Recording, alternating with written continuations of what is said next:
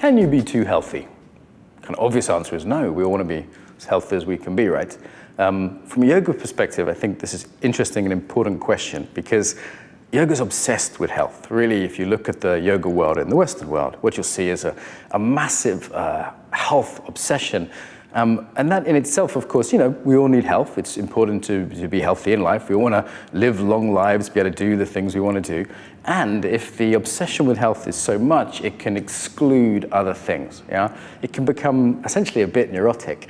This is what I see in the yoga world. There's a term called orthorexia. You've probably heard of anorexia.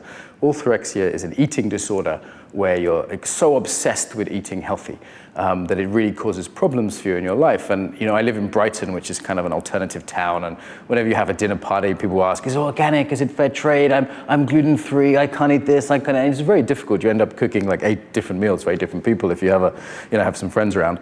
And it's kind of at the point where you say, okay, it's not like a peanut allergy where you're going to die if you eat it. It starts to become more of a obsession, a kind of ego trip in some ways, I would say. And this food aspect is very much present in modern yoga. This sort of focus on purity, as if creating food purity gives us moral purity. This is a very old idea. You'll see this in various religions, for example. One I think is almost totally untrue, that it's your behavior that's really linked to that dictates whether you're a good person or your ethics, not so much if you eat celery or you eat whatever. Yeah.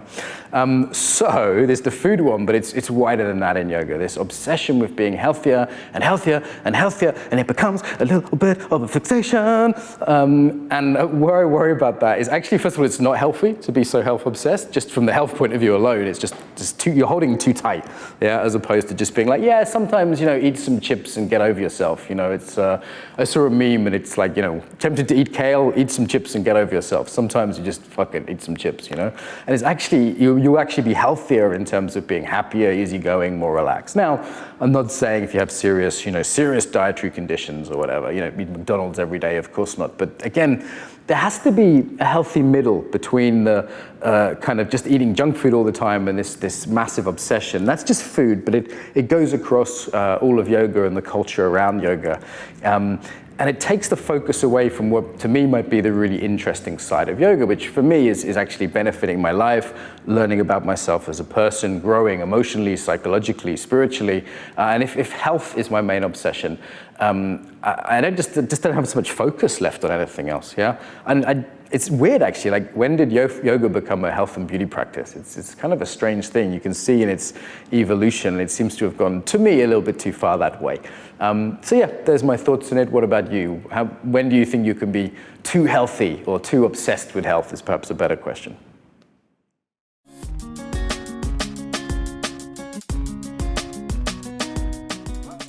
So I hope you enjoyed that video. If you did, you can subscribe to the channel, hit the bell. More importantly, however, get the newsletter. So the newsletter you do, is that right? In the box here?